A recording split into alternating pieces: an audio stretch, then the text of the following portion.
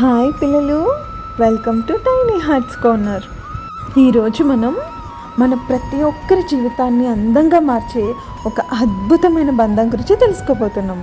అదేంటో తెలుసా? స్నేహం అండి, ఫ్రెండ్షిప్ అన్నమాట. అయితే మరి మంచి స్నేహితులు ఎవరు? స్నేహం ఎందుకు అవసరం?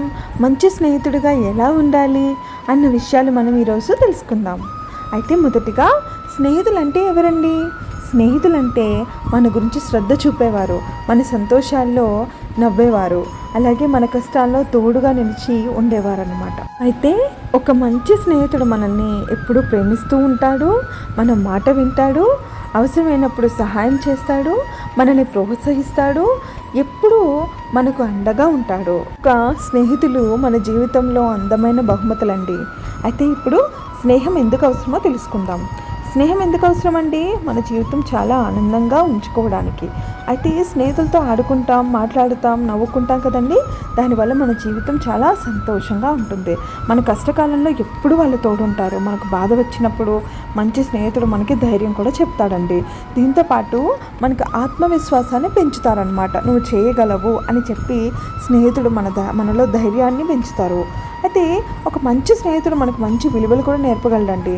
స్నేహం ద్వారా మనం పంచుకోవడం, గౌరవించడం, దయగా ఉండడం ఎలాగో నేర్చుకోవచ్చు. ఒక్కొక్కసారి మనకి ఒత్తిడి ఉన్నప్పుడు మన స్నేహితులతో మాట్లాడినప్పుడు మన మనసుకి కూడా చాలా హాయిగా ఉంటుంది.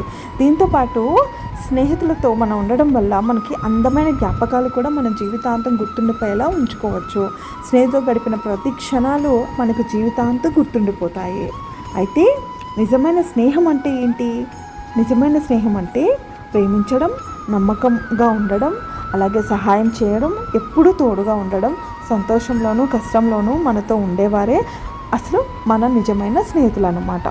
అయితే మన పురాణాల్లో కూడా స్నేహానికి గొప్ప ఉదాహరణలు ఉన్నాయండి.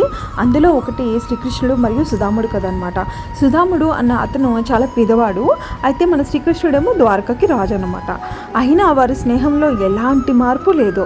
ఒకరోజు సుధాముడు శ్రీకృష్ణుని కలవడానికి వెళ్ళాలనుకుంటాడు. అయితే రాజుగారి దగ్గరికి వెళ్ళినప్పుడు ఏదో బహుమతి తీసుకెళ్తాం కదండి. అలాగే తన పేదవాళ్ళు కాబట్టి తన దగ్గర ఉన్న కొంచెం పాటి అటుకులను తీసుకొని వెళ్తాడనమాట. అయితే శ్రీకృష్ణుడు అతన్ని ఎంతో ప్రేమగా ఆహ్వానిస్తాడు. అలాగే అతను ఇచ్చిన కానుకగా అటుకులను కూడా స్వీకరిస్తాడు. దీన్ని బట్టి మనకి ఏమర్థమవుతుంది? స్నేహంలో ధనం కాదు, మనసే ముఖ్యమని ఈ కథ మనకి నేర్పుతుందన్నమాట. అయితే ఇప్పుడు మంచి స్నేహితులుగా ఎలా ఉండాలో తెలుసుకుందామా? అందరం దయగా ఉండాలండి. ఎప్పుడు కైండ్నెస్ అనేది చాలా ఇంపార్టెంట్. స్నేహితులతో ఎల్లప్పుడూ మనం మంచిగా మాట్లాడాలి, అలాగే శ్రద్ధగా వినాలి. ముందు వాళ్ళు చెప్పేది వింటేనే మనం వాళ్ళని అర్థం చేసుకోగలుగుతాం అనమాట. సో ఓపిక చాలా ఎక్కువగా ఉండాలి. దాంతోపాటు షేరింగ్ అనేది చేసుకోవాలి, పంచుకోవడం అనేది చాలా ఇంపార్టెంట్. మీ బొమ్మలు, పుస్తకాలు, ఆనందాన్ని అన్నింటినీ కూడా వాళ్ళతో పంచుకోండి. ఎప్పుడు సహాయం చేస్తూ ఉండాలన్నమాట. వాళ్ళ సహాయం కూడా మనం పొందుతూ ఉండాలి. అవసరమైనప్పుడు తోడుగా కూడా ఉండాలి. ఇంకా నిజాయితీగా కూడా ఉండాలండి. ఎప్పుడు నిజమే చెప్పాలి. ఆ నిజం వల్లే మీ మధ్య ట్రస్ట్ అనేది బిల్డ్ అయ్యి మంచిగా ఉంటారనమాట. అయితే ఒకరినొకరు ఎప్పుడు గౌరవించుకోవాలి కూడా. స్నేహితులే కదా అని హేళనగా మాట్లాడకూడదు అనమాట. స్నేహితుల భావాలు ఎప్పుడు గౌరవించాలి. అలాగే ఎప్పుడు ఎంకరేజ్ చేస్తూ ఉండాలి, ప్రోత్సహిస్తూ ఉండాలి. వారి విజయాలను ఆనందంగా అభినందించాలి. క్షమించడం నేర్చుకోండి. ఎందుకంటే ప్రతి ఒక్కరు తప్పులు చేస్తారు కదా. క్షమించడం మంచి స్నేహితుల లక్షణం కూడా. అందరినీ కలుపుకోవాలి. ఆటల్లో, కార్యక్రమాల్లో ఎవరిని ఒంటరిగా వదలకూడదు అనమాట.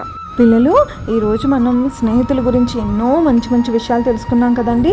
స్నేహం ఎందుకు ఇంపార్టెంటో తెలుసుకున్నాం కదా.